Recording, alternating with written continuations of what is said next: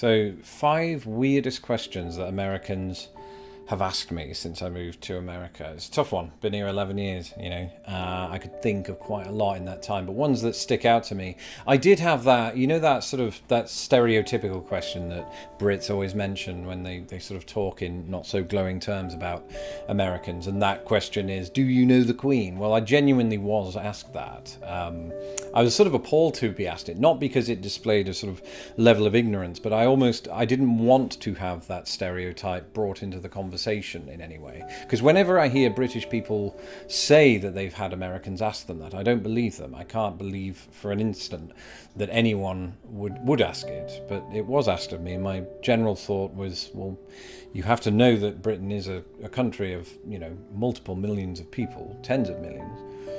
The likelihood that I am on first name basis with Elizabeth, as I am, is remote, I think, is unlikely. And I was also somebody who, of course, was living in the US. Why was I living there if I was so, well-to-do and had my own palace? You know, I did have a castle when I lived in Indiana, actually. It was a really nice white castle. Gave you the shits, which was always nice. But no, so I didn't know the Queen. Most British people don't. Of course they don't. We don't ever get close enough. There's a security measure that prevents that. So, not that I've tried. Not that I would try. But I did, though, spend some time in the company of Princess Diana. I should say, I spent some time in a hospital named Princess Diana of Wales Hospital in Grimsby. It's not quite the same thing. So the Queen, no, I didn't know. That was one question. Another question, this was actually early on. I was asked if we celebrate Christmas in England. Of course, you know, the person asking that clearly hadn't seen Love Actually. But, you know, other than that, hadn't heard all of the tremendous British Christmas songs that you hear or don't hear on the radio in America, proving that, yes, indeed, we celebrate Christmas just like America does. You know, we did it before you guys in many ways, because we existed as an entity before you guys, I suppose. Though you did give us Santa Claus, as we know and love today. So there is that. Well done, America, on achieving that. Christmas is definitely something we celebrate with abandon at times in Britain. I was asked once if and this was in all seriousness, whether, with this accent, I came from the great state of Kentucky. And, well, at first I thought it was a joke, for sure. Didn't really know how to respond. I was new. I was still working out American irony, sarcasm. But when I said, no, I'm obviously from England, he looked at me as if I was the Antichrist. In many ways, he must have had some bad times with British folk in the past. And I was just the camel that broke the straw's back, instead of the other way around, and where I was going with that.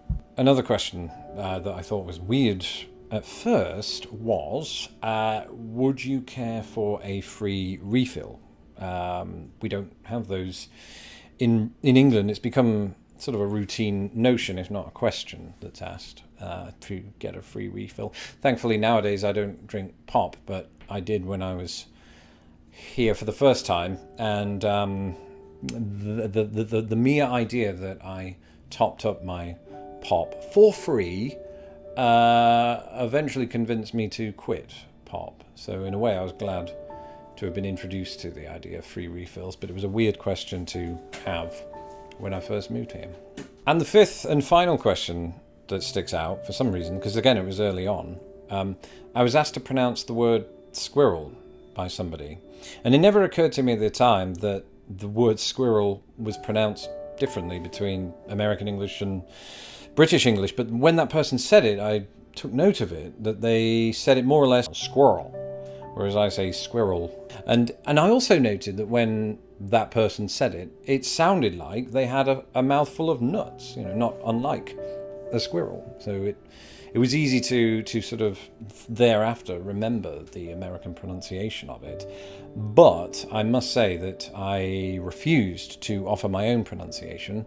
I slapped the person and then ran away, and I've not spoken to them since. It would be awkward after all this time. That's my list. Thank you for watching this episode of Lost in the Pond. Don't forget to hit my stupid little face to subscribe, and please share this video with the world. Hit me up on Twitter, Instagram and Facebook, and if you would like to support this channel, please do so at patreon.com/lostinthepond.